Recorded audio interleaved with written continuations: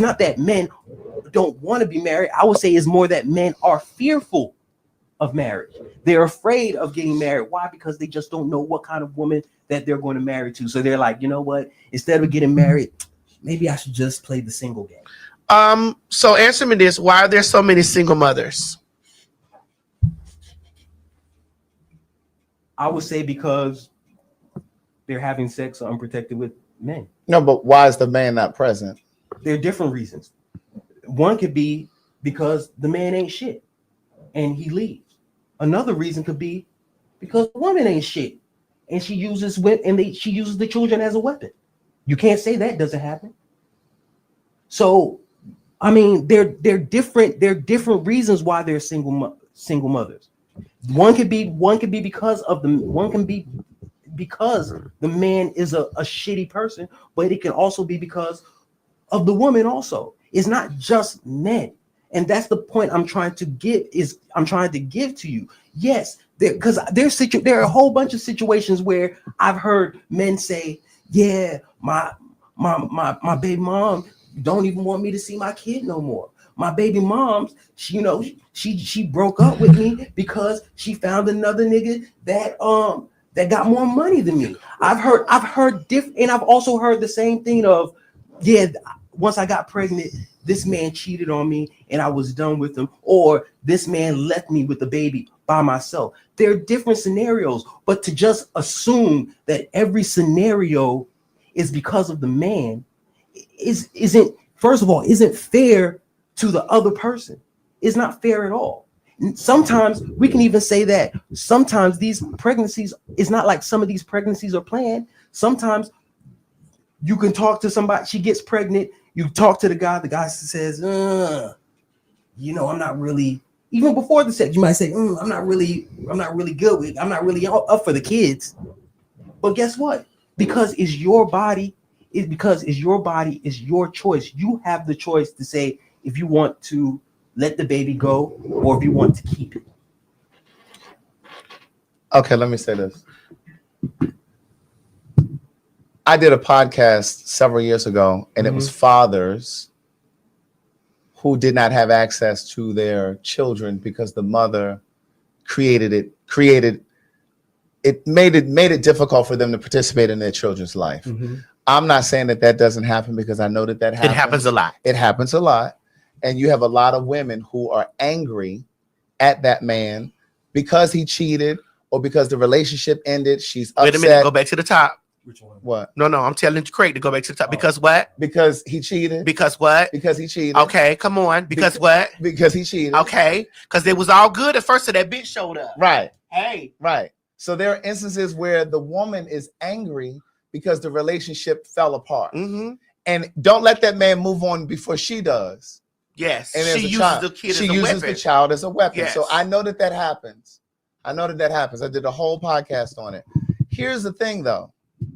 Aside from those situations, there is a phenomenon in the Black community where fathers vanish.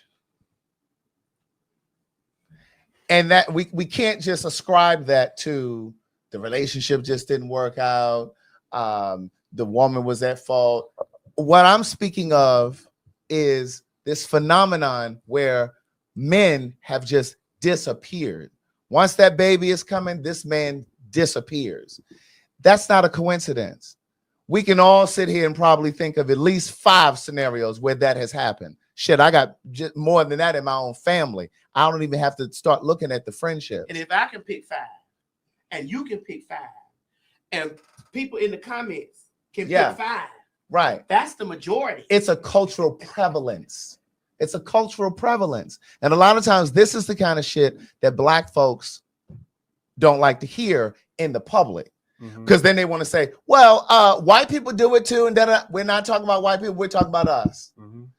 It's a cultural prevalence. I agree. I'm not so what happens is, and I said this before, sitting right here at this table, I believe, and I think there have been studies on this, there are vestiges of slavery that still exist today. Come on. And Chris, that is one of them. Bring it on home. That's one of them. Madison is a plantation owner. A white person owns a plantation. I'm a white person that owns a plantation. I'm breeding my slaves. I'm breeding my studs. I'm breeding my male slaves who are out there in that field working hard. They got these muscular bodies. They're producing, picking cotton, doing this, doing that. They're a stud. I now sell my stud to Madison. Now I didn't bred him on my ground. I didn't had him have a baby with Keisha, Samantha, Rhonda, Dominique. I got all these new slaves that are coming. Now I sell my stud to Madison. She has a plantation down the road. Now she breeds them too. Those are vestiges of slavery that have carried down. You can see it right now in this country. You can, I don't care what neighborhood you go in Harlem. There's a man who has a baby with women in 3 boroughs over. You can go to Baltimore. Same for, you can go to 21215 where I grew up. You can go to 33170. This is a cultural prevalence. And what I'm saying is because too few Black men have taken the time to really heal, to really taking the time and to think about why they are using sex as entertainment, really. Before I came here, we did this show. I came here today. I said to you, I was talking to my contractor. He was telling me just today, straight man, was telling me today how when he was young, he and his friends used to have sex for sport. He said, oh, we used to gangbang all the time. You know why? Because the man in the video said they only look at a woman for her sexual parts. I don't really components. like it. I don't really like that bitch. I like she got a fat ass, a pussy wet. They didn't care about the soul of the woman. I don't give a fuck about that bitch soul. They didn't care about her soul. They didn't care that this was a spirit. This is and he was telling me today that this girl happened to be a white girl. He said they were fucking her, they were gangbanging her. And I said, but here's the thing. I said, but thinking back on that, I said, you think that girl may have had some sort of sexual trauma in her life? Maybe she was raped when she was younger. Maybe she was molested when she was younger. Something activated that in her. And I'm not saying that some people can't just be highly sexual and just do it. But a lot of times when people are highly sexual, like this woman that he was talking about, something triggered her. And that's the thing that we have to get out of in our community, in the Black community. When we see a little girl and she's young, 12, 13, and she wearing really tight jeans or really short shorts, and she's sexually active, we got to stop saying, oh, she's so damn fast. She fast in the ass. Something probably happened to her. Something, I'd be willing to bet. Something probably happened to her. But we don't think about it like that.